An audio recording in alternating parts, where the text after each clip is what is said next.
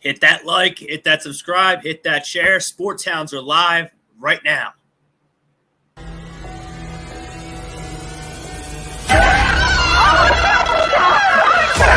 Let's go!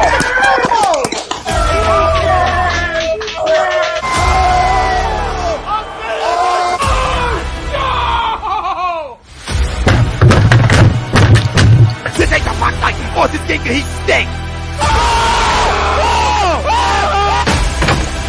Oh shit! It's gone!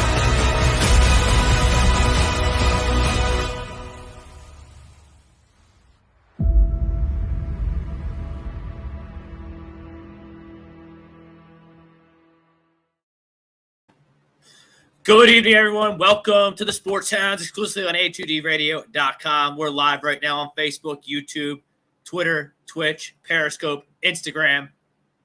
If you can't catch us live, download us wherever you get your podcasts, Spreaker, Spotify, Google Play, iHeartRadio, iTunes, Takeover Talk 2022, the year of A2D. Don't miss a damn thing. Each and every week, we're brought to you by Dr. Paul Vidal. He's our doc. Make him yours, too. 2 convenient locations in Burlington and Cherry Hill. He's our doc at A2D Radio. Make him yours, too. Also brought to you by Body Check Wellness, a line of products that promote wellness, balance, and recovery by using the full potential of hemp. They come in extracts, blends, gummies, and topicals. Use A2D. 25% off your order. Got a lot to talk about tonight. Big show. Big Monday night game. Arizona, Los Angeles. Almost said St. Louis, but it's Arizona and Los Angeles. Monday Night Football. Huge playoff implications. NFC West, wild card stuff. We'll get into that. The Sixers are on at 8 o'clock against the Memphis Grizzlies. Give you my thoughts. Maybe everyone can see how I watch a Sixers game and how frustrating I get when I just see the little silly things they do wrong. So you're going to get a live look at how I watch a Sixers game and why I get so agitated with this basketball team. And then you have the Ben saga, and we can get into that too, because now people who think it's like a genius revelation that Shams wants to come on and say Ben Simmons is the hottest name on the trade market. The trade deadline's like 2 months away. Of course he's the hottest name on the trade market. He's the only guy on the trade market. Nobody knows what they're doing yet. So, and I maintain that this rejuvenated trade buzz around Ben Simmons is because they played the Warriors on Saturday on an ABC game. So I think that, this renewed interest is a little bit of fake news. But we'll get into it. We'll talk about it. We'll talk it out.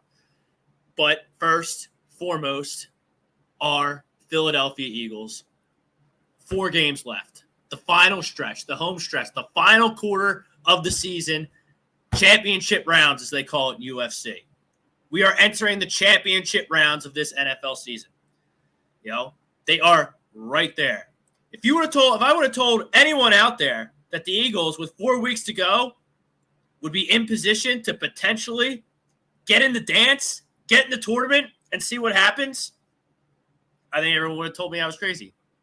I had him at 8-9, so I didn't have him that far off from the dance, but I still thought that you were going to have 10 wins to have a legitimate chance to get in a wild card. It didn't turn out like that. NFC is very top-heavy. 1 or 2 stinky football teams are going to get in the dance in the NFC. So why can't it be us? Home game. Washington football team. Coming to the link. The Washington football team looked like garbage yesterday. Tyler Heineke, did not finish the football game. Dallas Cowboys roughed him up good. Dallas Cowboys roughed up the Washington football team's offensive line nice and good. And Dallas just completely dominated the Washington football team. So I won't say it much, but thank you, Dallas. Because they're getting a weakened opponent coming into the link on Sunday. That brings us to our poll question of the night, brought to you by the Sunrise Detox Center. Many of us in our families deal with mental health and addiction issues. We are happy to support the counseling center at Sunrise Detox. If you need mental health, therapy, or addiction, please call 856-651-8117. 8117. Tell them Tom Arnone sent you. Tell them Rob Brinkman sent you. Tell them A2D Radio sent you. There's no shame in asking for help. It's kind of can be the silly season here with the holidays coming on. The holidays, they're not, merry and jolly for everyone. So if you need help, call that number right there. Tell them the boys at A2D Radio sent you. Brings us to our poll question. Jalen Hurts can lead the Philadelphia Eagles to victory over the Washington football team. There's so many layers to this question. Just so many. And I flip-flopped. I mean, I'm on the rant booth on Sundays with Johnny Coyle. We'll be down there this Sunday doing a pregame show for what is the biggest game of Jalen Hurts' career and the biggest game of Nick Sirianni's young career and the biggest football game of the season for the Philadelphia Eagles. Can Jalen Hurts get it done? My criticisms of Jalen Hurts have been well publicized. I don't think he's a franchise quarterback. He's had almost 16, 17 starts to prove to me that he is a franchise quarterback. I don't see any skills between the lines of the football field that tell me he's a franchise quarterback. Does he have a superior arm? No. Can he run? Yes. Is he a superior elite athlete? No, I don't think so. Can he read a defense? No. Can he throw the deep ball? No. So it's all no's across the board. Then I go in and I see Gardner Minshew. Look at Brad. He made it. Rob, it wasn't easy. I had to actually get this on my phone because my computer isn't working. But I'm proud. You've come a long way, Brad. Yeah, and I didn't get any help from my wife either. How do you like that? How was your vacation, Brad? Fresh off the boat. From where were you? St. Martin's? St. Martin in the Dutch side. So how was that? Looks like you got a nice little tan. Yeah, oh yeah, it was great. And I'm sorry everybody for being late. I had for some reason my laptop is all black, and for those who may know me, my computer skills are not elite, but I somehow figured out how to get streamlined and do everything I had to do to get on here. So proud of you. That's that's a big achievement for me, Rob. It is. But speaking of not elite, we were just getting into some stuff about Jalen Hurts and the Eagles' big game coming up against the Washington football team. Huge game. You want to make the playoffs, win this game. But, I mean, that's our poll question. So, Brad, I'll kick it to you. I'm going on my rant about how Jalen Hurts, I don't think he's a franchise quarterback. But to finish my thought on the poll question, I do think Jalen Hurts is capable of dialing in and winning this football game. You have 4 weeks left, Jalen. Jalen Hurts has 4 weeks left because the pressure's turned up on Jalen, Brad, because we have, we saw Gardner Minshew against the Jets, and he looked pretty good. And he's looked good at times in Jacksonville, too. We went over his stats, or I've been over his stats before. I can't believe I don't know if I went over him on the rant booth or the Sports Hounds, but we can go over him again. So the heat's turned up on Jalen Hurts. He's got to play good these last 4 games, or he might not be the quarterback here next year. Well, I'll tell you what. I think that at this point, he's got to play a good first half because I don't think there's any doubt that your coach will go to him in the second half if the Eagles need a boost. I don't think there's any question about that. And, we were talking about the injuries. I mean, a lot of their injuries happened on the offensive side of the ball yesterday against the Dallas Cowboys, the Washington football team. But, this Washington football team, they put together some wins, but they're not great. They're not great. So I don't see any. Nobody in this battle of 6 and 7 teams right now, I would consider great.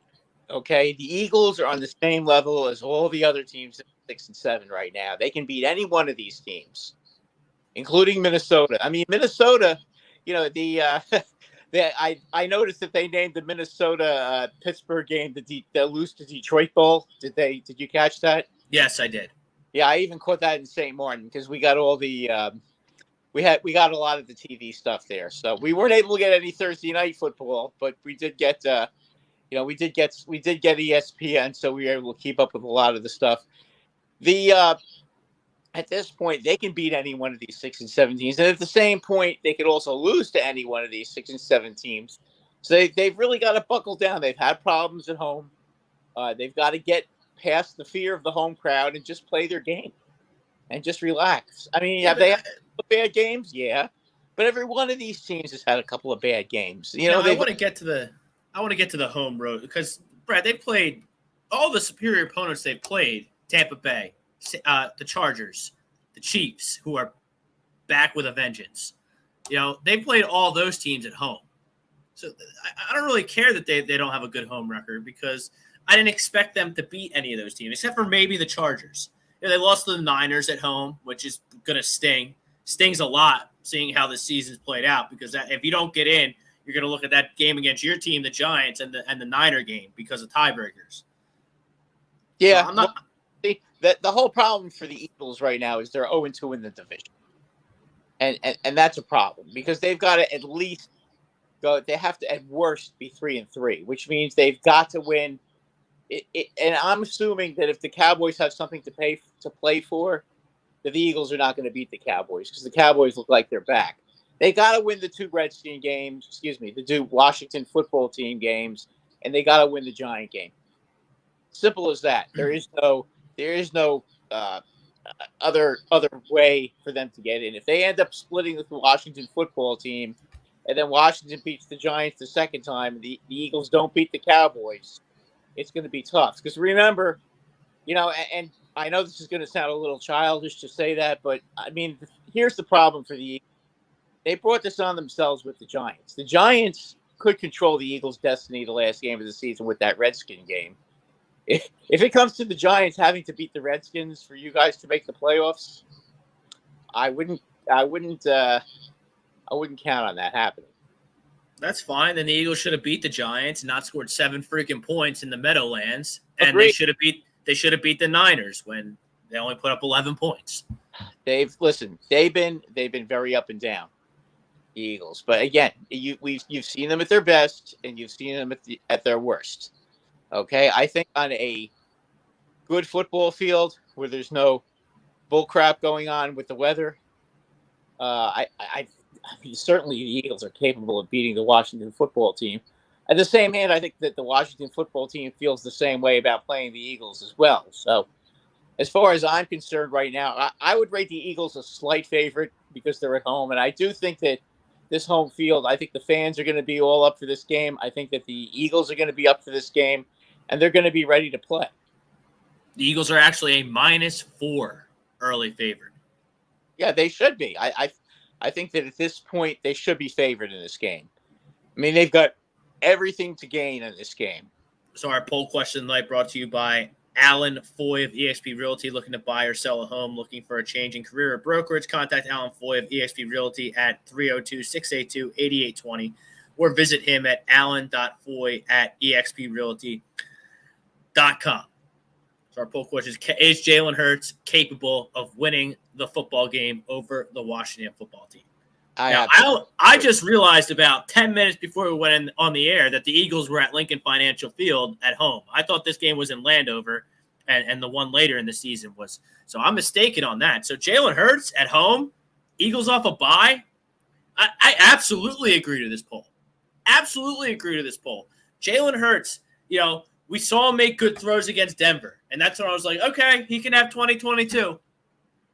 And then Gardner Minshew played. Now I'm kind of backtracking off that one. And then we saw him run against the Saints. And it's like, whoa, like that was Lamar Jackson-esque. That was Michael Vick in his prime-esque. I mean, he totally broke the Saints back time and time again. What I need to see in one of these final 4 games is for him to have a good passing day and a good running day in the same football game. Then we can put Gardner Minshew to bed. He can be the backup, and we won't even talk to him. Because if he shows me in one of these final 4 games that he can throw the ball like he did against Denver, and he wasn't perfect against Denver. I'm not saying that. He wasn't Peyton Manning or Tom Brady against Denver, but he made enough throws to win that football game. And then he ran wild against the Saints. So I need to see that in one of these 4 games. Well, Rob, Why not Sunday? take a look at how many points that the Washington football team has given up this year. They've given up a lot of points. This is not a great defensive team. I know that they're missing Sweat and they're missing Young. Okay, and those are two big losses, but that's the way it goes. I mean, the Giants are missing half their football team. That's why they're in last place right now, among other reasons. But still, you've got to play with what's on the field. And right now, I think the Eagles have an edge, especially being at home. I don't think that I don't regard the home field record at all as far as this game is concerned. This is a division game.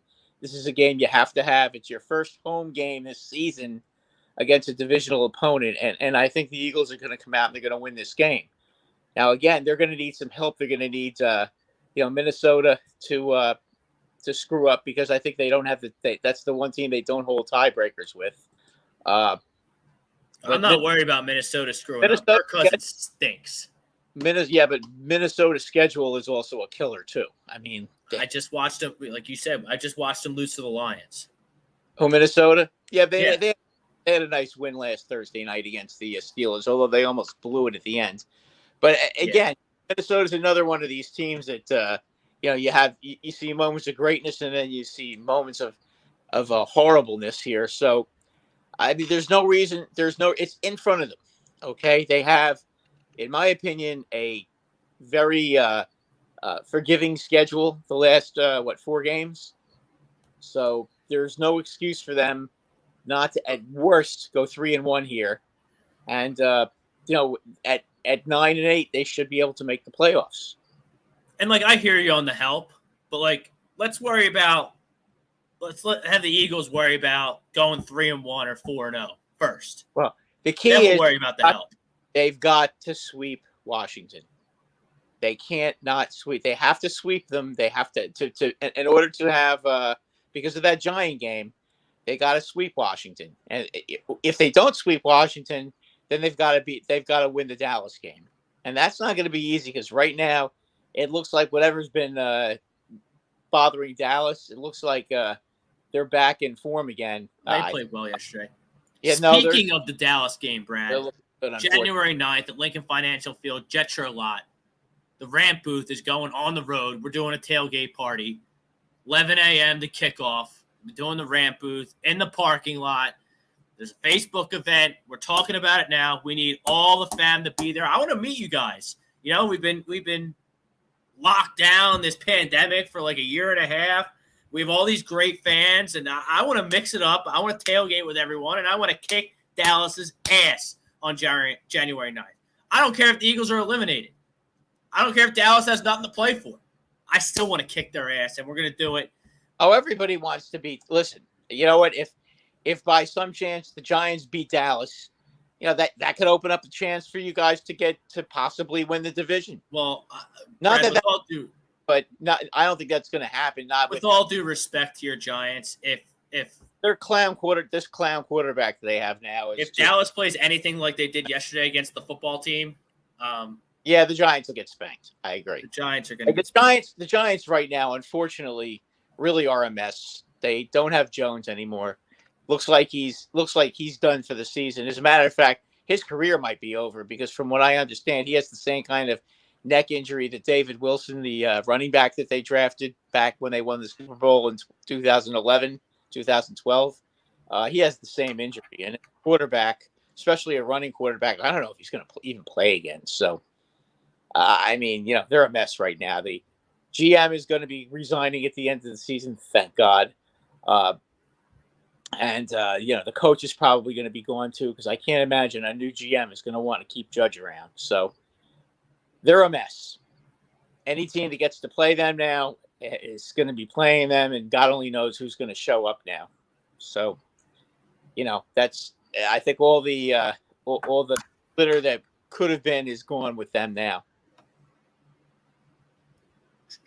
So our poll question, once again, brought to you by Manscaped, 20% off and free shipping with the code A2D at Manscaped. Use the right tools for the job. Get Manscaped. That's our poll question. Jalen Hurts can beat the Washington football team. I say yes. Sounds like Brad says yes. What do you guys think? Let's get to the comments. Comments brought to you by become an A2D member, special shout outs, perks, merchandise, free giveaways, and you get the picks, Willie Vegas, and the Money Pop podcast. Join today. The link's in the comments.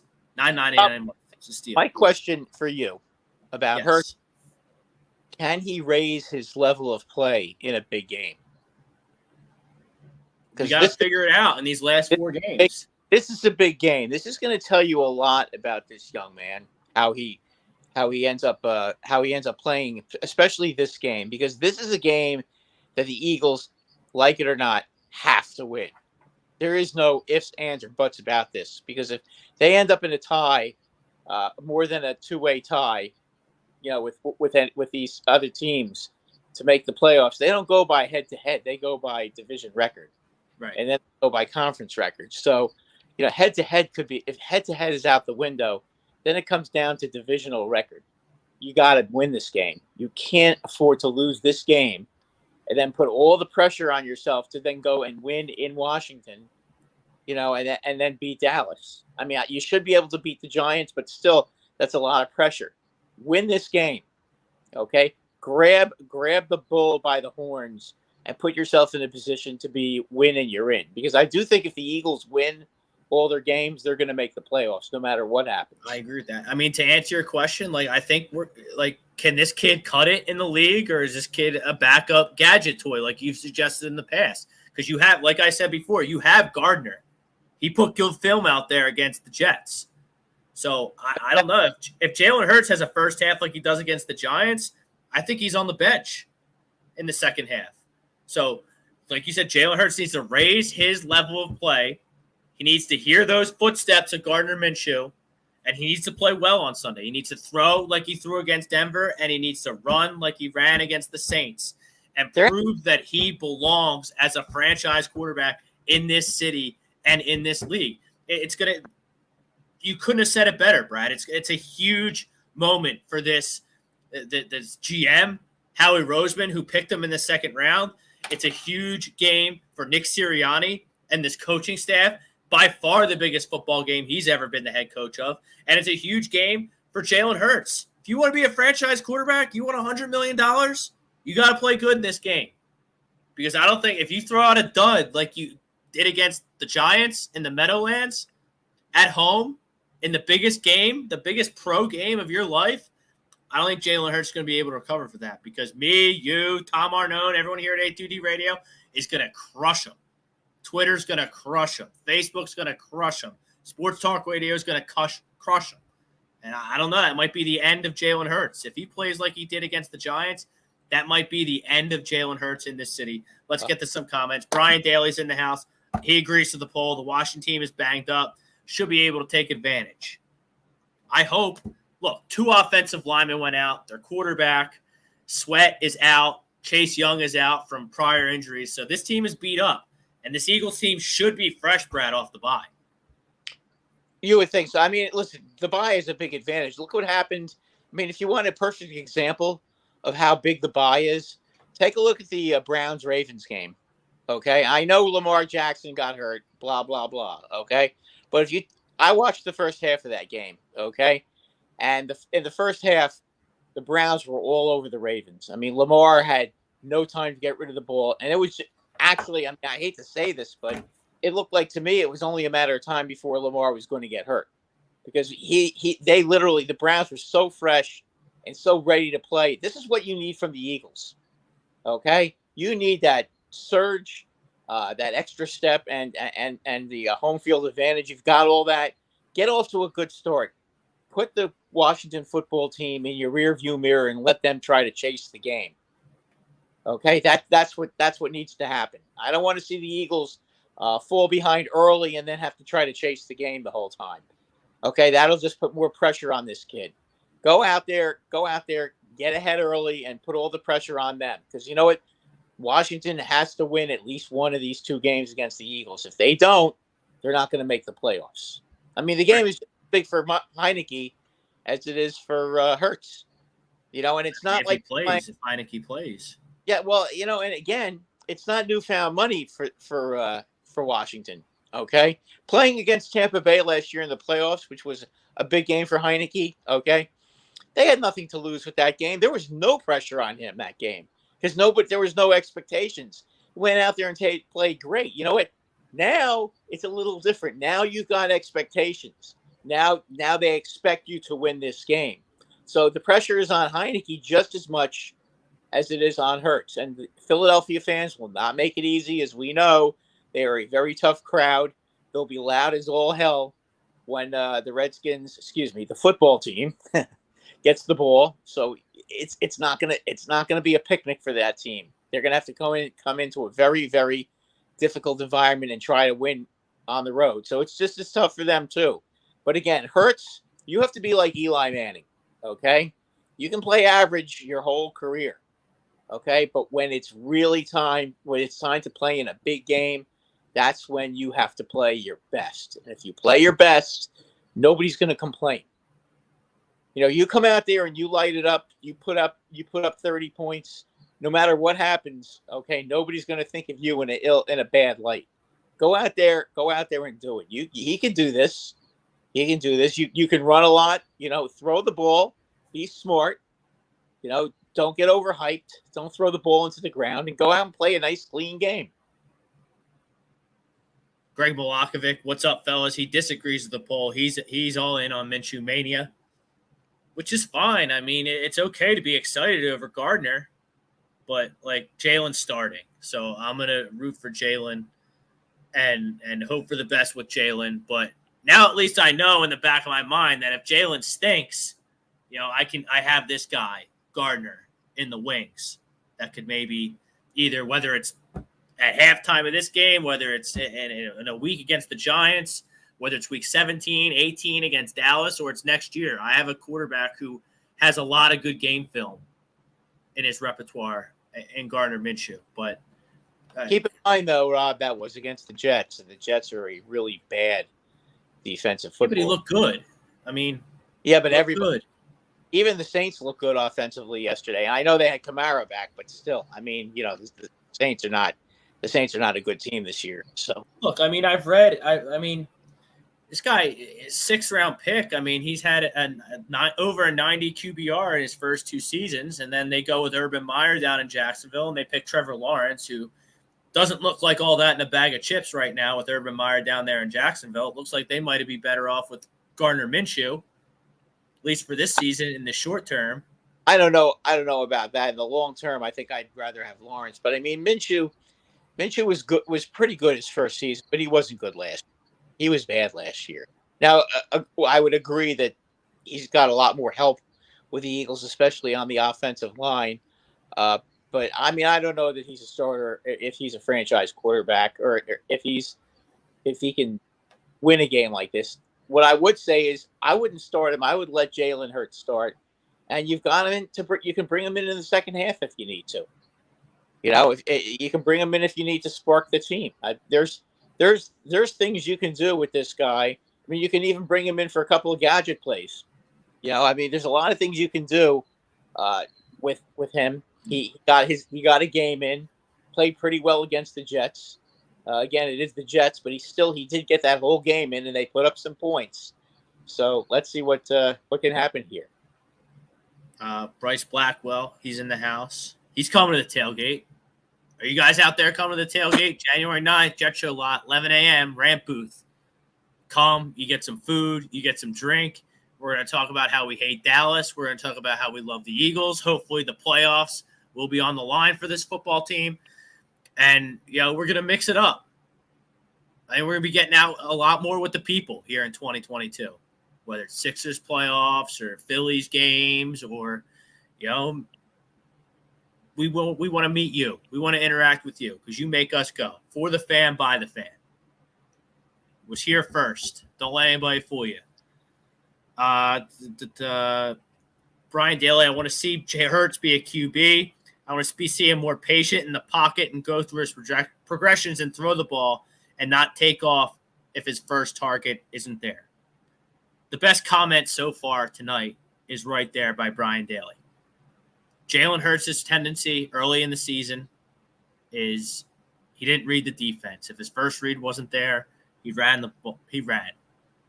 We're competing for a playoff spot now. We need a little better than that, Brad. We need a guy who's going to stand back there, go to read 2, go to read 3, and then run.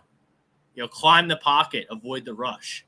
Because one thing that Jalen Hurts doesn't do is he's okay at throwing the ball on the run, running to his right. But once he starts going left, everyone knows he's going to take off and go. So I do want to see him be in the pocket more. I do want to see him read the defense more. And maybe sitting on the bench last week, he could learn a thing or two from Gardner Minshew and how he played quarterback last week. Absolutely. Can't hurt him to take a seat for a week or two. But at this point, though, at this point of the season, you have to go with him. I think that Minshew, I've seen Minshew. I know what Minshew is. Okay, I've seen him with Jacksonville.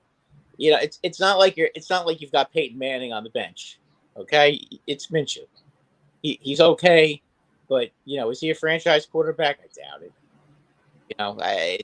Kind of doubtful. I think you're better off with Hurts. Hurts makes the Eagles, if he's on his game, he makes the Eagles harder to defend. But my problem is I've seen him, let's round it up to 20 games. I know it's not quite 20 games, but it's close. How many games would you say he's been on his game?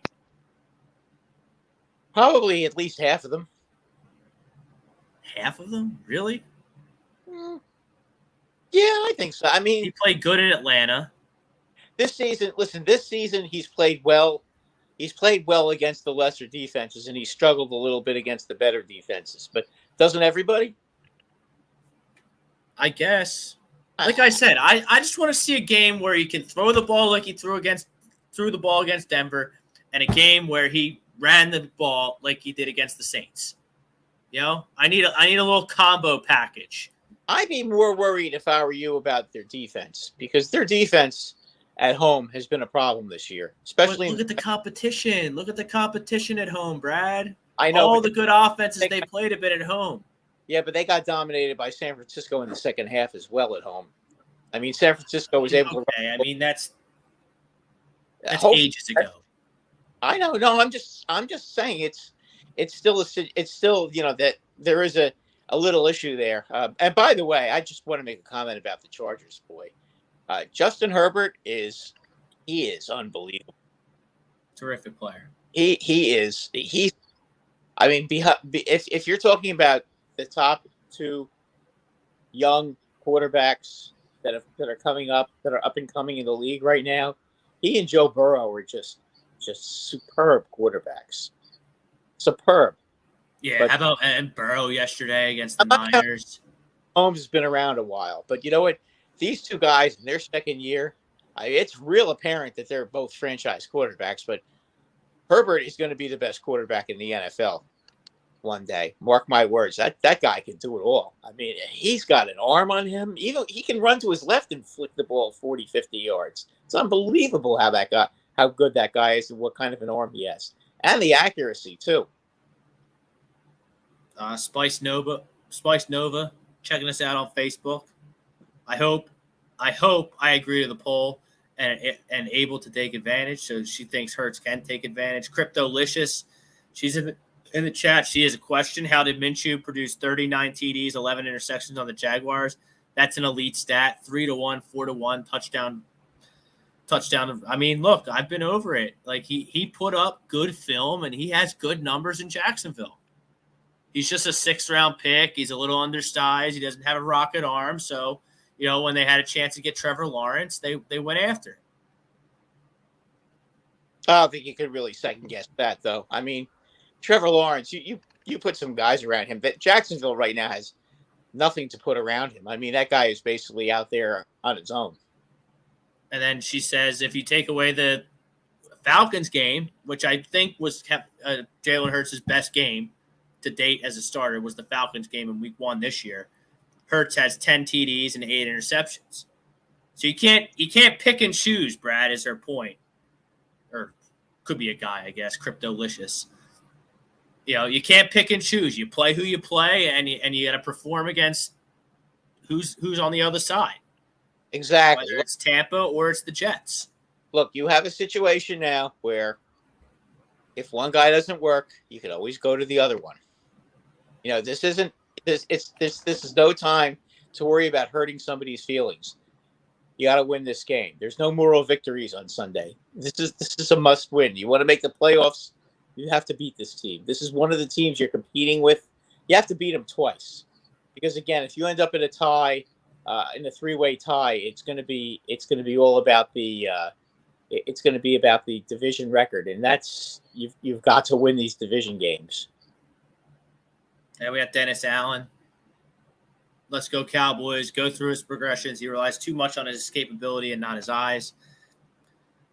I just think his football IQ is lacking in Jalen Hurts. Like, I don't know if you can teach a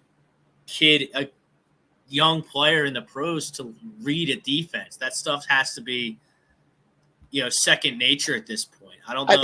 It's like arm strength, Brad. Like arm strength. Like Jalen Hurts is not going to go in an off-season program, come out next year and have an arm like Justin Herbert. He's got what he's got. But reading a defense is a little different, though. Guys learn to read defenses the longer they're in the league. That's just something that he's got to avoid the happy feet. He's got to be patient. He's got to make sure he's got to look at all his receivers and make sure if one is covered, to go through his progressions and not miss open receivers and start running. Because again, you run, you could get hurt.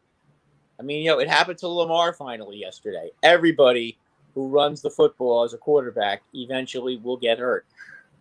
I mean, it's unfortunate. The Giants may have lost a potential franchise quarterback, for his career in Daniel Jones, because he kept running the damn ball. And you know what? That's what happens, unfortunately. You got to pick and choose and be smart. So I would hope for his sake that he not only is smart about when he runs the football, but he, looks up and down the field and does what he's got to do. I mean, Donovan McNabb learned to read defenses. Why can't he? I know Donovan McNabb had a stronger arm, but Donovan McNabb was not the most accurate of quarterbacks. He was a very exciting quarterback, and he made time, and he did look at his receivers before he took off. So just learn to do that, and you'll be fine. Bob Brickman, having trouble getting to sleep, just turn on the new Sixers play-by-play announcer, Kate Scott. Oh, my God. She really is terrible. And, it's hard to be a play-by-play person. Now you're going to get all the women in the and it has nothing to do with that, because Doris Burke is fantastic, and I could sit here and Susie Colbert, she's been doing a great job for years on Countdown. Samantha Ponder on NFL Live is terrific. So I can sit here and go down the list. Maria Taylor, I think, does a great job on Football Night in America on NBC. So it has nothing to do with gender. So if anyone wants to attack me for that, that's fine. But I don't know where the Sixers got this girl. I don't know whose niece she is or cousin or whatever she is, but she is god-awful. It feels so forced and so maybe she'll grow into it. It's her first time, but I mean, it feels so forced and contrived. And you listen to Tom McGinnis on the radio, and it's just so free flowing, and the emotion is just natural, and it flows through the speakers. And Mark Zumoff, who just retired, just natural enthusiasm, just to roll right off the tongue. It just felt natural.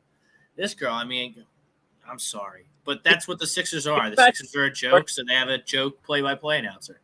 Could you imagine if the New York Knicks had an announcer like her, after having Marv Albert and then Mike Breen all these years? Have you heard this girl call a game, Brad? No. Okay. But if she's that bad, why do they continue to have her out there? They picked her. They just had the pick. They just had a big search for the new play-by-play person. They picked her. She's horrible. That's what they came up with? Correct. Did they insist on having a woman? Was that the issue? Or maybe. I don't know. Maybe that had something to do with it, so they can be woke or whatever. I would hope they would have picked the best person and not just picked a woman because they had to pick that would now I have to watch the Sixers game on mute because it's that bad. Oh, boy. And they're on right now. They're going to play the Memphis Grizzlies, and we'll talk about the Sixers a little bit because I wanted to I sort of forgot to show how much I care about the Philadelphia 76ers right now. I kind of forgot they were on when I was making the show criteria. So we're going to talk about the Sixers as well. But they're playing with. By the way, speaking of the 76ers, I understand now the Knicks are in the hunt to get Ben Simmons. Just drive them right to Madison Square Garden. What possibly could you want from them? It's nonsense. It's on. The Knicks are not trading for Ben Simmons. Well, the way their point guards are playing right now, I don't know about that. Who are you going to trade? Who are you giving us? Well, that's the whole point. That's the whole point. What would you guys what could you possibly want from them right now? The way they're playing right now, the Knicks just don't look like a very good basketball team right now. So I don't see who you would possibly want. Randall? I'll take Barrett. I'll take Randall. Those two would look good. I know you're not getting both of them. You're probably not even going to get one of them because Ben Simmons' trade value is so low. But yeah, I mean, yeah. I'd rather have Barrett because they desperately miss Jimmy Butler on the perimeter and his dog mentality. So RJ Barrett for Ben Simmons, that would just sign me up. I think the Knicks would have to probably give up one of their first round picks too. I would imagine. Cool. Yeah, that would be a tough trade to make for the Knicks, but we'll see. Hopefully that doesn't happen. But I've now seen that on the report. Hey, I also saw another thing that might be amusing to some of you guys out there. There's a lot of talk right now about Claude Giroux and his future with the Flyers, and the fact that he's going to be a UFA at the end of the season, and the Rangers need a guy who can play the wing and also take faceoffs in their top six. So that's something to watch too. Do you think that the Flyers would make a trade with the Rangers? I mean, they've made trades before. Ulf Samuelsson for Bob Frost. They traded Lindros to the Rangers and got a really good defenseman, Kim Janssen. I mean, Janssen, that was a good trade. Yeah, I mean, those two teams have played. That was a really good trade. Kim Janssen was pretty good. Yes, he was. I mean, both those teams have traded in the past. It's not something that they wouldn't do. Listen, if the Flyers could get a couple of good young prospects from the Rangers, and the Rangers have a terrific farm system still, they'd be foolish not to give them up as a rental at the at the trade deadline. You could always resign. Really must have them. But I mean, like, there's no reason to have Claude Giroux on this hockey team. I would think that the Flyers would probably wait till February before they consider doing something like that. They're horrendous. After the Olympic break, they're horrendous, Brad. They're so bad. I have the shirt on right now, and I'm like embarrassed. They can't score. Have it on. But for whatever reason, they can't score this year. That's surprising. Well, because you guys had AV for a while in the Rangers, and he took you guys to a couple Stanley Cup Finals. But who's that?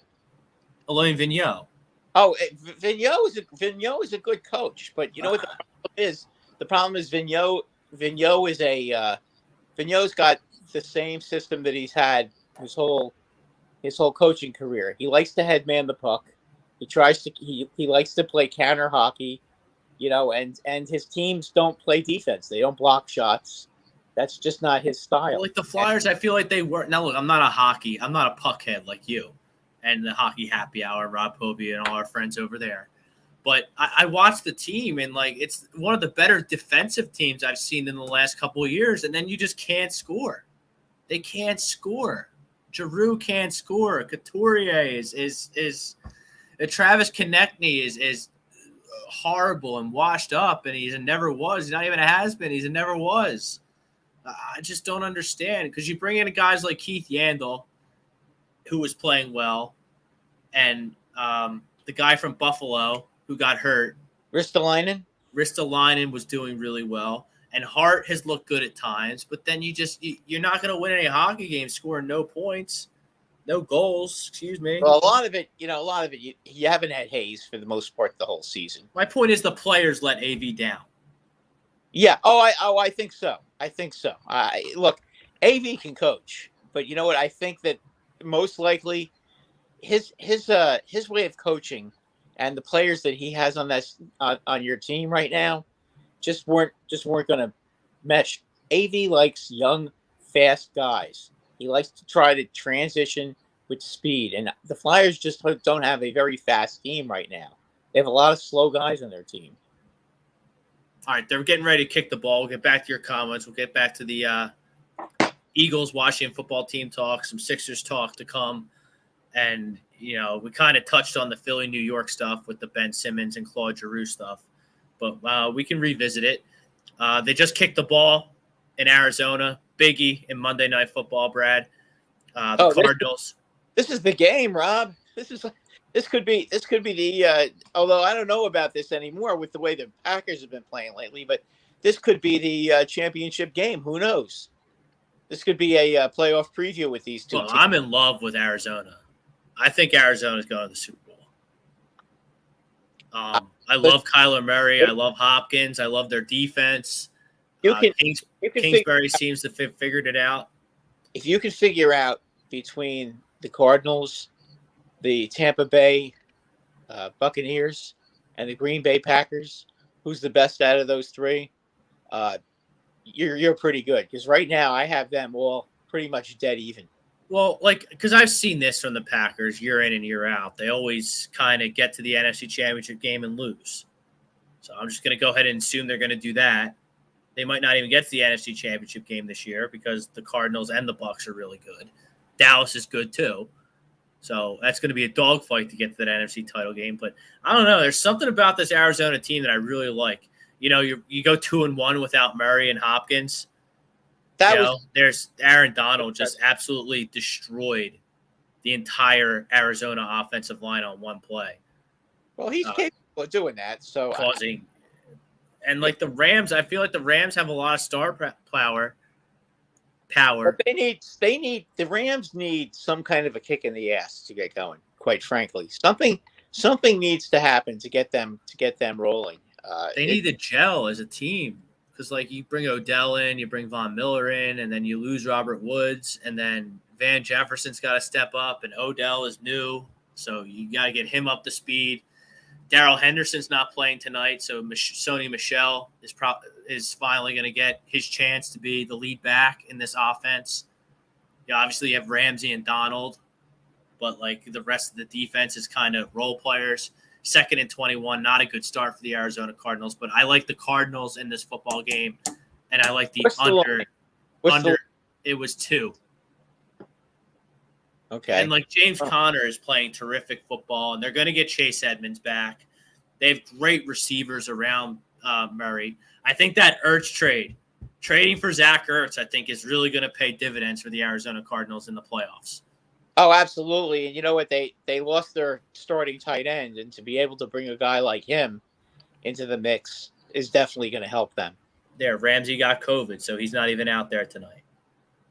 Yeah, it's going to be a tough game. It's going to be a tough game for the Rams. I mean, they're going to be up against. This is what I mean with this team. This Kyler Murray is just, and I know he missed 3 games, and usually I'm an advocate of you have to play and you can't miss games like that and be the MVP. But with Derrick Henry hurt, I mean, I guess if Indianapolis keeps winning, they're going to play the Patriots on Saturday night. Got some Saturday football this week. I guess if that's a big game, boy, oh boy. I guess if the Colts can nab a playoff spot, I guess you could make an argument for Jonathan Taylor. Dak's doing good, Brady's doing good, Rodgers is doing good, but boy, I'll tell you, there's not a player more exciting in the league than Kyler Murray. I mean, he can run like Lamar Jackson, and he can also throw the football. He's a better passer than Lamar. Way better passer. He's a way better passer. And you know what? 2nd and 21, no problem. They get the first down. With ease. Yeah, I mean, with ease. Yeah, it's and the fact that they were able to win with Colt McCoy quarterbacking and no Hopkins, that tells me. And the game they beat San Francisco, I was watching a lot of that game, and I mean they killed them, and they killed them on the road. I mean, how impressive is that? They've already beaten the Rams on the road. This team is good. They are really good, and unless they get cockeyed in the playoffs and just get scared or whatever, pull a Atlanta Falcons. Now, do you have this game? Do you have this game on, Brad? Yes, I do. I'm Did watching. you just see that throw to AJ Green? Yeah, that was a dime. That was a rocket. Yeah, that was a beautiful pass. I mean, look at the receivers he's got. Great route. It's right there. It's AJ Green is in a position to catch the ball, but also in a position. And look at that. And look at that. Make a play with the football. Yeah, and look at that tight spiral. I mean, jeez. I mean, there isn't much this guy can't do, and he's. Boy, is it me or has he picked up his level of play? What the heck was that? I don't know what that play was, but we're gonna throw that one out and we'll give him a mulligan. I don't know what was going on there. It looked like he had a clear, to run for quite a few yards there, and he threw the ball out of bounds. It may have happened. I mean, it looked like maybe he thought because there was somebody right in front of him. Maybe he thought he was going to get clobbered, and the best idea would be to quit the play. I don't know. That was a strange. That was a strange play. But if you he missed him. Oh, he had him. Was that Kirk? Wow, he was. Adam, he missed that one. But yeah, Brad, I really like it. It's -2, -3, 2.5, depending on your book. I really like the Arizona Cardinals in this football game.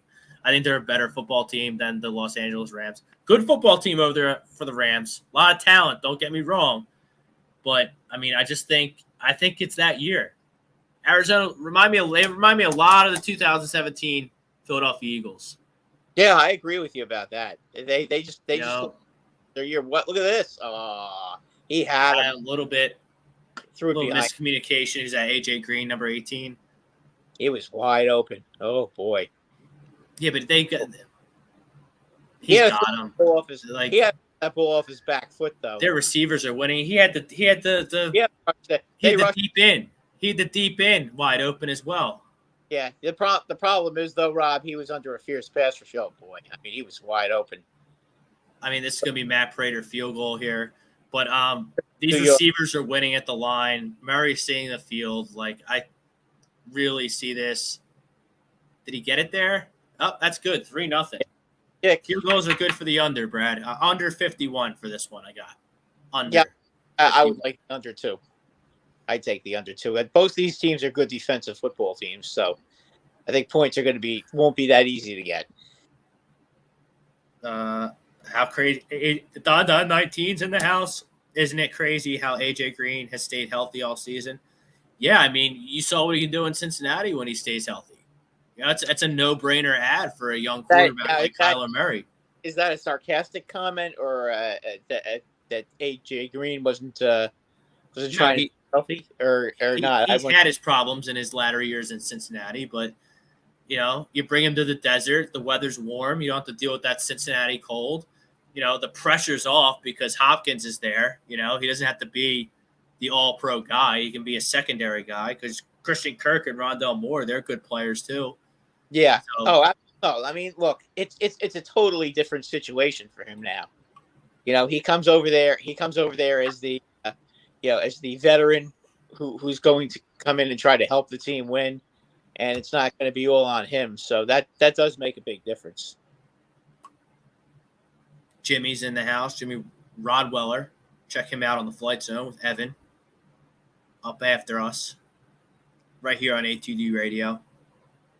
Solid Monday block. You got the Monday morning quarterback on 5-ish. Then you got the Sports Hounds on 7-ish.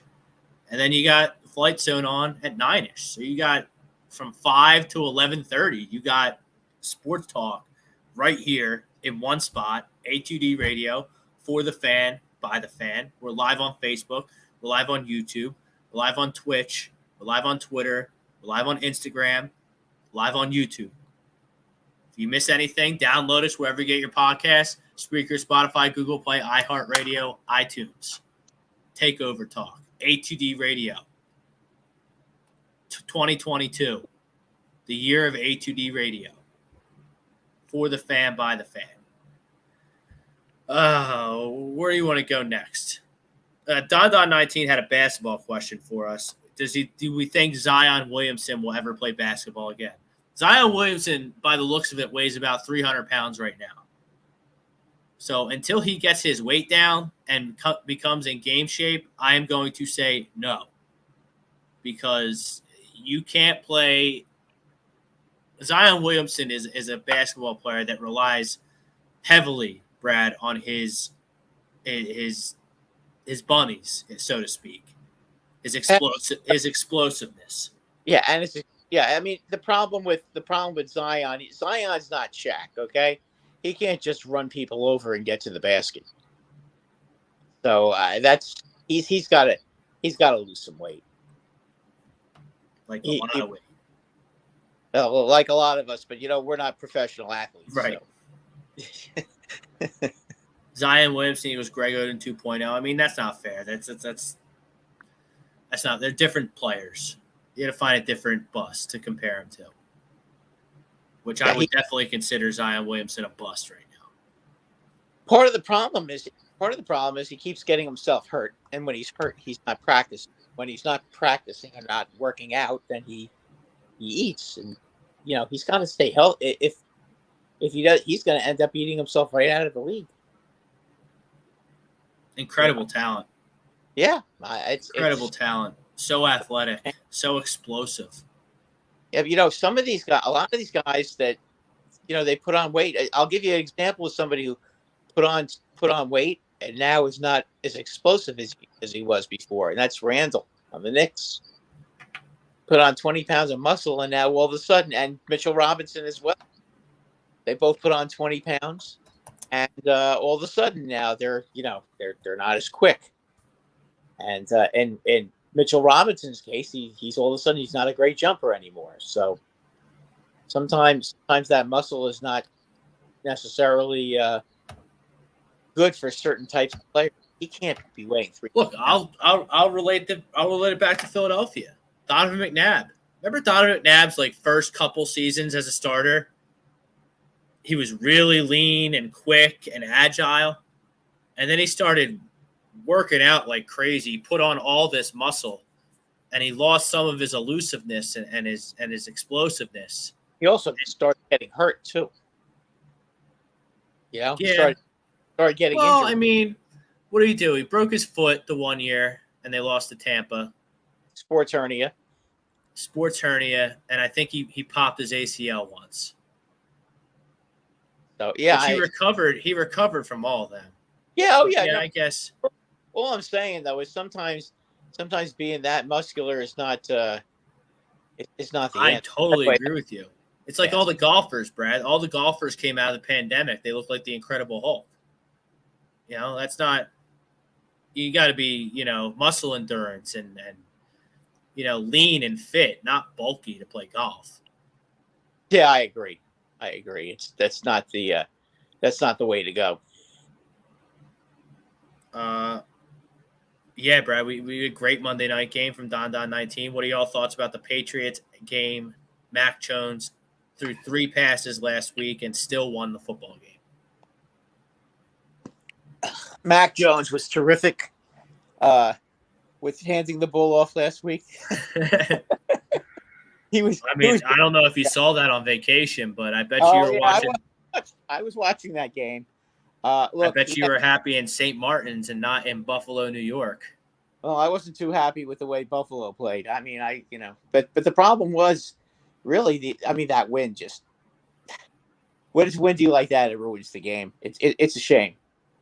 It's a shame for Buffalo. Buffalo has really had some tough breaks the last couple of weeks. I mean, I don't think they're that good.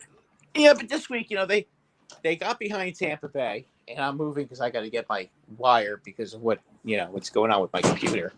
But at this point, Buffalo,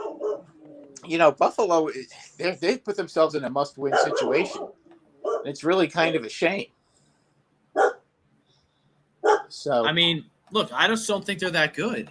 I really don't. They don't have a running game. Their whole run. I mean, Josh Allen, I think he had 94 rushing yards yesterday. By far their leading rusher.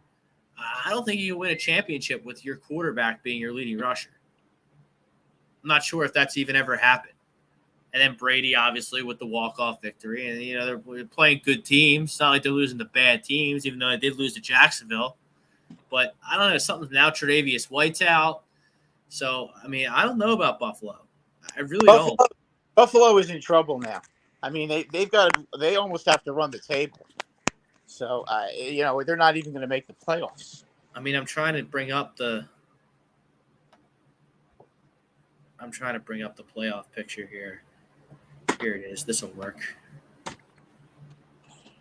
Obviously, this one's a big one in the NFC, but we can look at the AFC and both these teams tonight on Monday Night Football are in no danger of missing the playoffs, especially in really weak NFC. No, right now the Bills are clinging to a 7 seed. Yeah, and so I mean, I don't know. Really don't know. I know they have New England again. Yeah, I would have to check their schedule. I don't know. 7. So Cleveland, Cincinnati, Denver, Pittsburgh. I mean, Vegas falls to 6 and 7. I think that. Well, every time we count them out, they come back. So I mean, I'm going to give them. Yeah, but did you see that nonsense? Did you see that nonsense they did yesterday with dancing on the logo before the game, and then they go out and get smacked? Yeah, well, you know what? That'll teach him not to do that. I mean, they shouldn't have done that. No, I saw him do that because my play of the day yesterday on the rant booth was the Raiders plus 9.5. Oh, I like the 9.5 too. I like the 9.5 too, but I wish I could. I wish I could have pulled my bet when I saw those clowns dancing on the Chiefs logo. Yeah, why would you do that? I mean, all you're doing is poking the bear. So I mean, I don't know, but I think they're at 6 and 7. I think they're in 6. That's going to be tough because you know what? You look at the Chargers, and the Chargers to me look like a playoff team. Absolutely, I mean, 100% agree. Their offense. I mean, they didn't even have Keenan Allen yesterday, and their offense just, Herbert just decided, okay, well then, I'll throw the ball to somebody else. They still got 37 points, and they were running the ball yesterday. They were passing the ball. I mean, they were doing everything right offensively. So to me, that team looks definitely like a playoff team to me. Yeah, I don't know that they could beat the Chiefs or the Raiders, or the Patriots, but they can certainly beat all the other teams in the AFC without a problem. So Buffalo is going to be home against Carolina this week. That should be a win. I think that's a get right game. Yeah, I would think that they'll win that game. And then you have. So New England is your top seed. Tennessee, Kansas City, Baltimore, your division winners as of right now, even though I think Baltimore is in serious trouble of dropping the AFC North to either the Bengals or the Browns. Well, I just don't believe in the Steelers. Have we heard anything new about Lamar yet? He doesn't have a high ankle sprain, and they think he's going to play. Okay. But I mean, he's the kind of quarterback. If he's hampered, if he's hampered and he has to throw back there, I don't know. I mean, that takes a lot of. And they're playing Green Bay. They draw a home game at least, but they are playing the Green Bay Packers. So if you have to get in a shootout with the Green Bay Packers, and Lamar Jackson isn't at 100%, that sounds like trouble to me. So, I mean, I wouldn't count out the Browns or the Bengals in terms of the AFC North. And obviously, both those teams could hop into a wild card. Then you got Denver, my sleeper team in the AFC to start the season, if you recall. They're 7 and 6. They're the 10 seed right now. So you got 6, 7, 8, 9, and 10. All have the same record. You got the Colts at 7 and 6. They're the 6 seed. Buffalo 7 and 6. They're the 7 seed. 8 is Cleveland at 7 and 6. 9 is Cincinnati at 7 and 6. And 10 is Denver at 7 and 6. And Denver and Cincinnati, the 9 and 10 seed, play each other in Denver. I think Cincinnati's going to win that game. In Denver? Boy, I don't know. It's just I really like Cincinnati, and that Jamar Chase is an animal. I think Cincinnati finds a way. And Burrow's great, but I don't know. It seems to just be like, I don't know, something The missing. Broncos offense just isn't good enough. Year away for Cincinnati. In terms of like contending for a championship, being legit. They're not. Listen, if they make the playoffs, they'll be out in round one. They're not beating anybody. If they make the playoffs, they're not beating anybody in the playoffs. And at this point, with the Ravens, the way I've seen the Ravens play lately, I don't know that they're beating. It wouldn't surprise me at all if the Ravens made the playoffs. That's got to be offsides, right? Okay, good. I mean, the Ravens can't beat any of these teams right now, especially now with Lamar hurt, banged up. Listen, they should have won the Pittsburgh game. That was ridiculous. Lamar had an easy throw to Andrews, and he screwed up the pass. I know a lot of people are killing Andrews that he didn't catch the ball. By the way, I have no problem with John Harbaugh going for it there. No, I don't either. You got to win the game. Go win. I love it. At the end of the game, the Ravens couldn't stop them. Every time the Steelers got the ball, they were moving right down the field and scoring. So he did the right thing. He had a chance to win the game there, and he went for it. Can't blame him for that.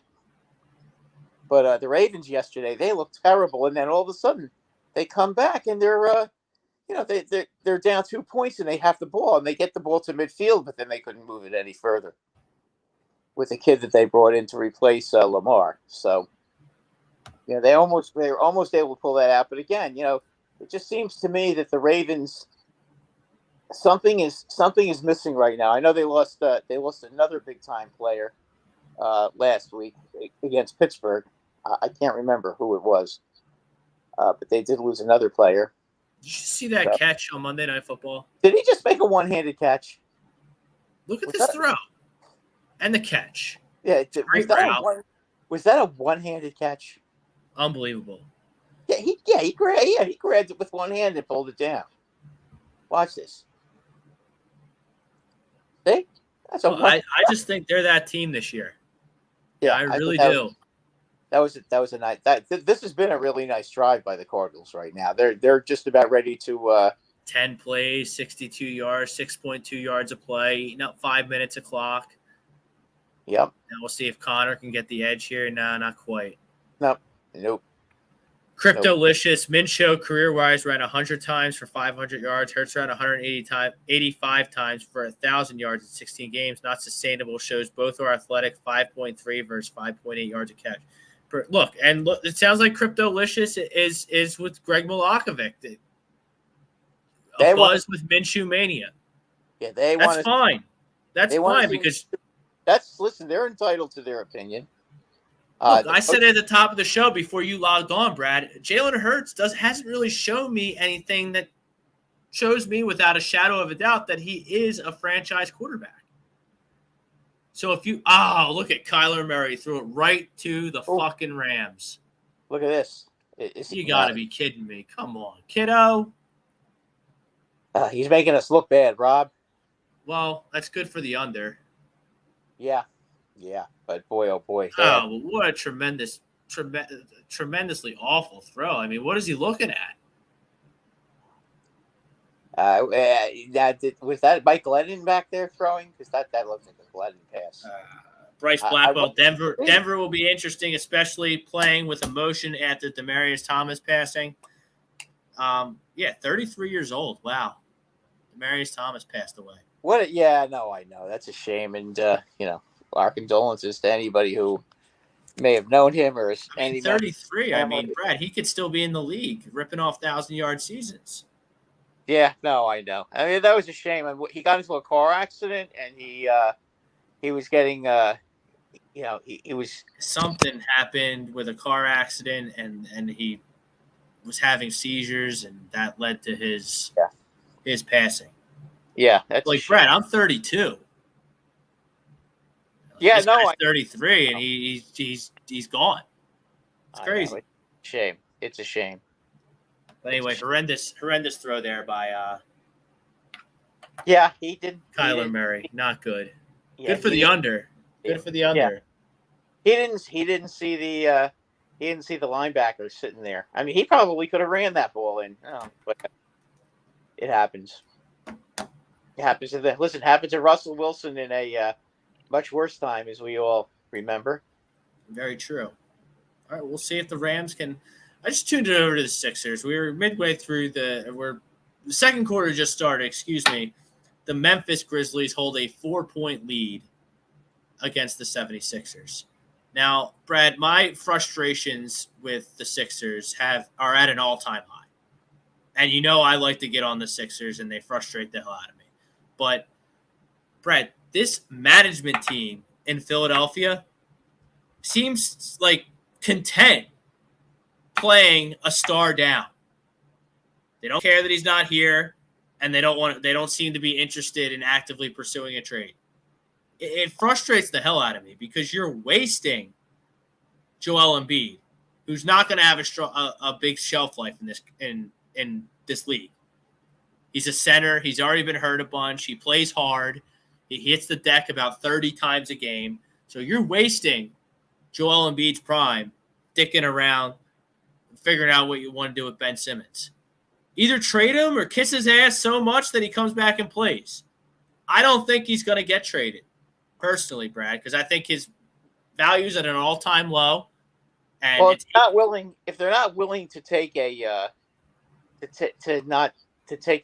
discount on him, then they're not going to.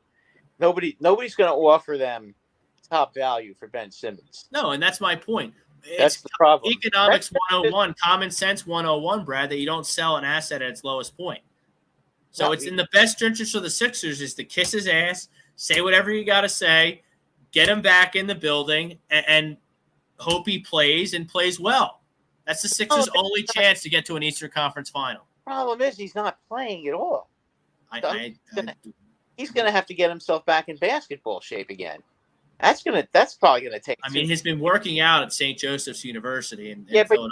I know that's not the same, but I don't know. Like, yeah, but it's not the only chance the Sixers have to go to the Eastern Conference Finals is if he comes back and plays well, because he's not getting traded. Or if they do trade him, and they're able to get a decent asset back. Like, what's a decent asset? I don't know. I mean, have you ever thought of trying to get Bradley Beal? I don't think that's not a feasible trade. Not with Ben Simmons. Everyone knowing that Ben Simmons is available, and it's just a dumpster fire. The situation's a dumpster fire. I think Daryl Morey is really screwing the pooch. Yeah, but really screwed the pooch on this thing, waiting so long to make a move. Isn't Beal going to probably leave? I don't think he's going to sign an extension in Washington. The Wizards are really good this year, though. They were the 1 seed. Yeah, they're not now, though, and they're not going to be near the top by the end of the season. I can't imagine that to continue. I mean, I know they're playing well now, but they're 15-12. They're 1 game behind the Heat in their division. Yeah, about 15-12. I mean, 15-12. They're not winning 50 games. Maybe they win 44, 45, something like that. They go 45-37. But do you want Ben? No, I'm just saying. If they can't sign him, and if they can't sign him, then they should trade him and get something for him before he ends up walking out the door and you don't get anything.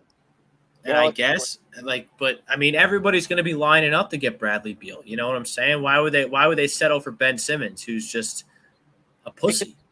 He's a big pussy. I know, but he signed, and he is a good defensive player, and he can pass the ball. He does have some some value. He's not a bad player. No, he's not a bad player at all. He's just a pussy. Yeah, no, I know that, and that's something that he's going to have to prove to the NBA world once he gets himself back on the floor again. But he's going to have to also understand that Ben Simmons we're talking about now, that he's not going to get his way. He's not going to get to go where he wants. if he thinks that that's going to happen, he better think again, because there is no way in God's name that the Sixers are going to try to placate him at this point. They don't have to. They're going to trade him to whoever they can get the most value for him. And yeah, Bryce Memphis is good. So like this is already a tough game. But now you don't have Ben and you don't have replacements for Ben. Like this is like, and I know John Morant's hurt for their terrific point guard for Memphis. He's on the shelf. I thought he had COVID. Was it a COVID thing with him? He's got COVID. He's on one of my fantasy basketball teams. Yeah, I thought he was having it. He was unconscious before he got hurt. Let me see what happened to him. So I feel like he got hurt and he has COVID. So he's got he's got the double bubble. Oh boy. John Morant. Yeah, he's in health and safety protocols. He can return 2 consecutive negative tests at least 24 hours apart. But he had a knee injury, and then he got COVID. Oh, jeez. He's getting ready to come back from his knee injury, and he got COVID, so he can come back when he has cleared the protocol. Right. Okay. So it's probably 10 days. So he's terrific. Oh yeah. Oh, he's really good.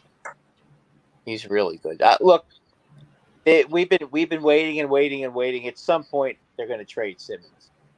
You know, it may not be till the trade deadline, but they'll get whatever they can at some point for him. But they're gonna need somebody who can help the team now. I don't think he's getting traded. I really don't.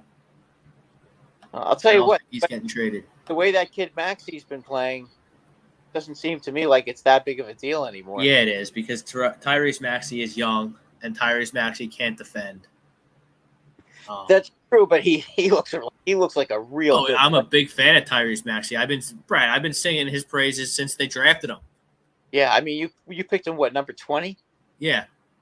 Yeah, look how good he is. And a few picks after, they got another guy I thought was a steal in quickly. Your boys, the Knicks. Yeah, no, he's a good player too. But I mean, but he hasn't gotten the chance to play like Mac, which I think might change if the Knicks don't start playing better basketball. SJM 86, buckle up, gents. It's going to be a while if Simmons does get traded. Not happening this year. I don't think he's getting traded. I agree with SJM. I don't think Ben Simmons is going to get traded. So you think they're going to make him sit out a whole season? What a waste of a career. I think Morey wants him to play. No, and he doesn't want to play. Morey wants to keep him and wants him to play because Morey can't get anything for him now because Morey waited too long to trade him because Morey is an idiot. He should have read the room, realized who he was dealing with. Anyone with half a brain could see that this situation was going to get thick quick. And by thick, I mean a total disaster dumpster fire for everybody involved, especially the Sixers, because now you're paying $100 million for someone to practice with a middling Atlantic 10 team in the St. Joseph's Hawks. So, I mean, I don't think Daryl Morey is not going to trade Ben Simmons for pennies on the dollar. He's not going to. No. And that's smart, I think. But where Daryl Morey wasn't smart was he should have been traded at the draft because Daryl Morey should have. They waited too long. He should have read. And what do I always say, Brad? What do I always say? The longer you wait in situations like this, the less you get. The less you get. Look at Deshaun Watson and the Houston Texans. Yeah, they waited so long to trade him. Now they're not going to get nearly as much for him. By the way, how do you feel about your Giants in regards to these QBs? The Deshaun Watson, Russell Wilson, Aaron Rodgers crop of established quarterbacks that could potentially switch teams. But you're going to have Ben Roethlisberger that list too. You know what? Here's the problem right now. The Giants have no offensive line. Okay, none. At this point, they've got a lot of other shoes to fill right now before they go trying to fix their going to draft a quarterback like that. Why would a quarterback like that want to come to the Giants and then have no team around him? I mean, look, Daniel Jones, I know a lot of people criticize Daniel Jones, but Daniel Jones, I think, is not a bad quarterback. I think he's got tons of talent. I think he's got a lot of ability, but he could not succeed with this offensive line and with this lack of a running game. Okay, what makes you think any of these guys could really succeed that much more? You have no run. You have no running game. Your receivers, on paper look good, but then when they go out in the field, they can't get open. I mean, yesterday, the whole game, these guys weren't getting open. I don't know if it was Glennon holding the ball too long, which may have been the case. But it seemed like every time every pass that was thrown, these guys were covered and they're not getting open. So I don't know if it's the receivers or the quarterback. I don't know what it is, but right now they're playing on such a low level right now. They're going to have a new general manager, a new coach. Why on earth would they want a quarterback in their 30s on their team right now? They're going to have to give up both their draft picks to get one of these guys, and then they have no team to follow them. So it just, to me, makes little or no sense. Now the Rams just got a touchdown, by the way. Yeah, your old friend Odell Beckham Jr. Yeah. So the Rams, they take the Kyler Murray mistake, and they turn it into 7 points. Yes, they do. And Beckham. One thing Beckham has always been able to do is do that slant. He's almost impossible to cover with that slant because he's so big, and he's long and he's got those long arms. And obviously he can still run. I'll tell you what, if Odell Beckham starts playing like the talented player that he is, the Rams are going to be really tough. Look at that wounded duck pass too that Murray threw. Now let's watch this. Oh, that's just a beautiful pass. Now Kyler Murray's going to get the ball back, and he's going to have to respond. Yeah, absolutely. That was a nice pass, by the way. A nice play. So the Rams now up 7-3 in what is a huge game for both those teams. Let's do early leans. We got some big games. We got some Thursday games. We got some Saturday games, and we have the Sunday slate. Always love Saturday games, Rob. Yeah, sure. Always love these Saturday games. And then you have a full slate on Sunday, and then a Monday night game next week, and the bye weeks are over. So, we got full slates. Let's start on Thursday. Big one, AFC West. Chiefs visiting Los Angeles. The Chargers. Chargers are 4-point home dogs. Brad, the 21-gun salute rule in effect here. Well, both teams won. No, the Chargers didn't win by 21. You know what? I got to take the Chargers in the points. I like the Chargers +4 at home. Yeah, I do too. That's going to be a close game. SJM 86. Giants need to fire Gettleman between the Barkley pick, their inability to build either side of the trenches, coupled with fledgling coaching choice and Judge. He should be fired. Well, what about the fact that they could have drafted that linebacker that's on Dallas now instead of trading the pick to Chicago? Because that's in New York right now. That's the Micah Parsons, right? Yes. Yeah, we could have had him at 10, and instead we let Dallas get him. The Eagles did the same thing. They took Devontae Smith. Yeah, but you got Smith. We go to 19 and we get Tony. And listen, I like Tony. I think he's a good prospect. But we literally could have had a guy that could end up being the next Lawrence Taylor, and that didn't happen because Gettleman decided to play games. Now we may get the 5th and 6th picks in the draft, but hopefully Gettleman's not going to be around to pick them because, as you know, I don't know if anybody has heard, he's going to be definitely gone at the end of the season. The Giants are going to force him to retire at the end of the season. So at least it won't be him making the picks. But John Malmos, he likes the Chiefs on Thursday. Yeah, I would have to go with the Chargers. It just, teams don't play good defense on Thursdays. They just don't. It's a quick turnaround, and it's always tough. It's always tough to play a Thursday game, especially on the road. Kyron James, Eagles needed Smith. He is promised talent. Rager, not so much. John Malmo said how he's drafted Justin Jefferson. We could have taken Parsons. Yeah. Look, I'm kind of over the Justin Jefferson thing because, like, I'm sick of talking about it. Brad, you remember how I talked about Justin Jefferson leading up to that draft? I thought he was the best receiver in that draft. I remember that. Yeah, you made it very clear about your opinion about Justin Jefferson. And he's not on the Eagles. He's never going to be on the Eagles. So I've kind of let it go. Yeah, you see, with the Vikings, Rob, I just feel like Justin Jefferson, Adam Thielen, and Dalvin Cook, if those guys are all on the team, they're very capable of being 9-8. I know they've got a tough schedule, but they're capable of being there. Although losing to Detroit is inexcusable. The Cardinals cannot block Aaron Donald. Not right now. They can't. He is wrecking the entire Arizona Cardinal offensive line, and he is disrupting the entire football game from the defensive tackle position. Yep, they've got to put two guys in him. They can't draft him one-on-one. He's just throwing his arms like, hey, they can't stop me. So I mean, they've got to put two guys on him. They have to. Because they just jumped, I think. Yeah, he has a chance to run.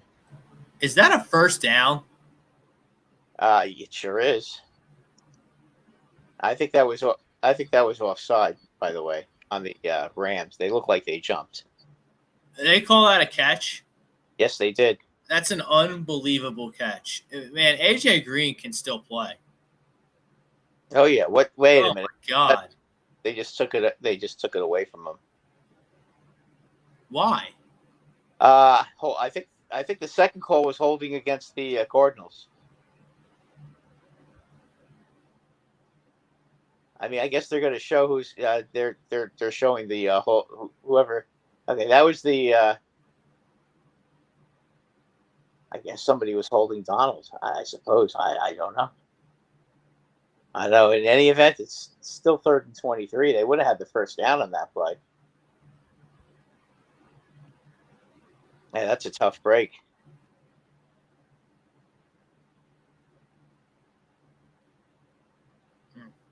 Yeah, the Rams will get Donald, number one player in the NFL outside of Tom Brady. He's definitely the number one quarterback, number one non-quarterback in the league. He's definitely the number one defensive player in the league. That's for sure. I mean, he can definitely take over a game. I mean, he's got that ability. That's for sure. King James 11. Eagles didn't take Jefferson because they thought he had a diva attitude, would want big payday. I mean, that's what receivers are. If you don't have a diva mentality as a receiver, you're probably not going to be any good. Well, if that was the reason they didn't take him, then that was dumb. I heard that Howie was in love with his speed. That's why they took Rager. No, they took Rager because the Rager was a typical Eagles wide receiver pick, a Mickey Mouse gadget toy that they thought they were going to be able to use at running back, in the slot, outside, return guy, and he can't. He's not good at any of them. Stinks. Actually, Justin Jefferson's awesome. He's not a bad pass receiver. He's not a bad return man. Brad, he's the worst return man I've ever laid eyes on in the history of Really? my life. He's that bad? He's awful. Okay. He catches the ball and runs directly to the sidelines. Every single play. Oh boy. He's horrendous. He's worse at returning than he is a receiver. Jeez. Like, by a lot. Well, that's all right. All right. Didn't realize it was that bad. I thought he actually. Yeah, it's bad. He's one of the worst first-round picks in the Eagles franchise history, and that's saying something because they've had some doozies. Well, they drafted a fireman in Danny Watkins before in the first round. In the first round of the draft, they took a fireman. Well, all these teams, there isn't a team around that hasn't screwed up a first-round pick royally. Yeah, I get it, but the Eagles always screw them up. All right, let's move on with the early leans. We got some Saturday action. 4:30 Saturday afternoon, the Las Vegas Raiders travel to Cleveland. Cleveland favored by 6.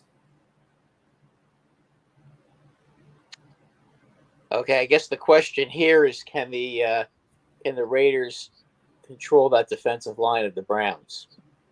I'm going to take the 6. Yeah. Every time I count the Raiders out, they prove me wrong and win. Look what they did with Dallas. I mean, yeah. 6 points to me for the Raiders seems like a lot because the one thing the Raiders usually do well is score. They are pretty good against the run, and that's what Cleveland really likes to do. All right, I'll take the 6. I'm with you there. Saturday night, 8:30. New England Patriots travel to Indianapolis. Colts a 2.5-point favorite. Oh, I'll take Tom Brady in the 2.5. Tom Brady's on the Bucs. Oh, that's right. What am I saying? Oh boy, that was bad. I'll still take Belichick in the 2.5 points. I agree with you.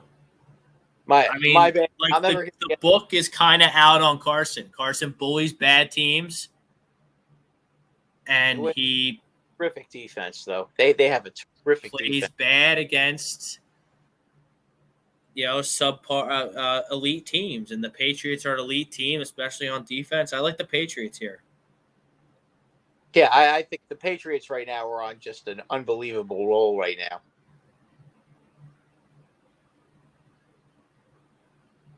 So I would take the Patriots in the 2.5. All right, moving to Sunday. Carolina heading to Buffalo. Buffalo favored by 10.5. I think this is a get-right spot for Buffalo. Yeah, I think Buffalo kills them. Carolina is just not any good. I see John Malmosa. Sounds like SJM86. They like the Colts. They're on Saturday night. Darius Leonard's a stud. Colts nailed that pick, I believe, in the second or third round. Yeah, it was a second-round pick, and they definitely nailed it. John Malmosa, he likes the Colts over the Patriots. I don't know. I mean, look, Carson Wentz, he doesn't beat good teams. He beats the bad teams. He does have a great running back, though. They got a couple of them. There's flags all over the place on Monday Night Football. Moving on. So we're in agreement. The Bills smoked the Panthers on. Absolutely. Washington football team, that line has grown to 5. Eagles -5 against the football team. I like the Eagles. I'll lay the 5. Let's go. 5 points. I take Washington in 5 points. That's a lot, I think, for the Eagles too. For the Eagles, I think it's going to be like a 3-point game. I think the Eagles are going to win, but I don't think they're going to cover a spread like that. I think the spread's going to go up too because I think everybody in Philly is going to be all over the Eagles. So I think the longer you wait, the better the line you're going to get. The Cowboys traveling to the Meadowlands. Boy, the Rams are just running all over the Arizona Cardinals. All over. They have no answer. Is that Michelle? I guess that's Sony Michelle. Darrell Henderson's out. Michelle should have been playing all along. I always liked him.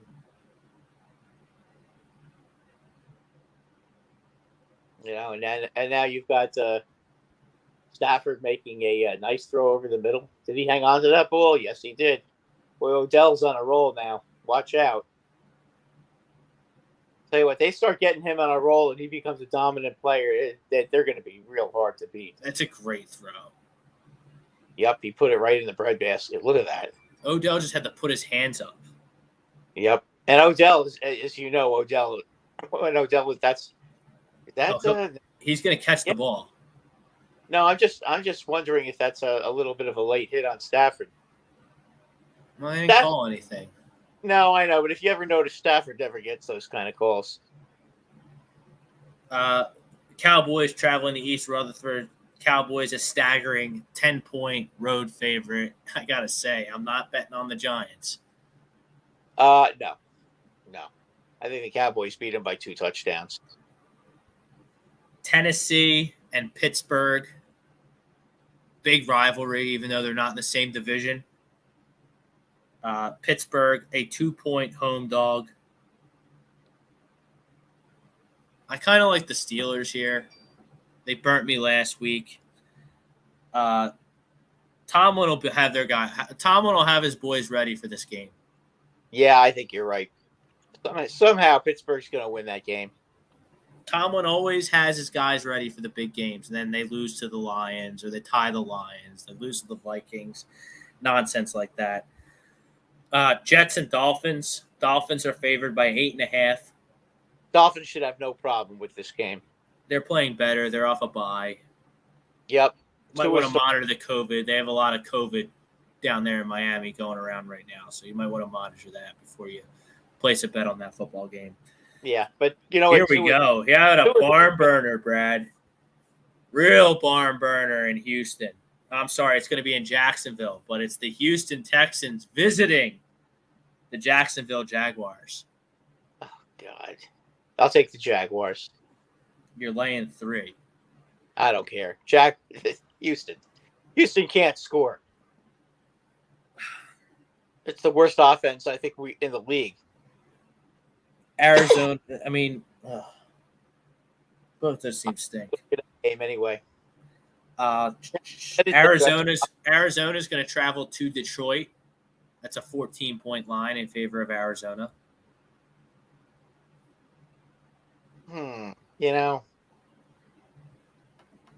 Detroit stinks. They're not going to be able to hang. I know. Yeah, I know. They should be able to cover that spread, but I hate 14 points just seems like too many points.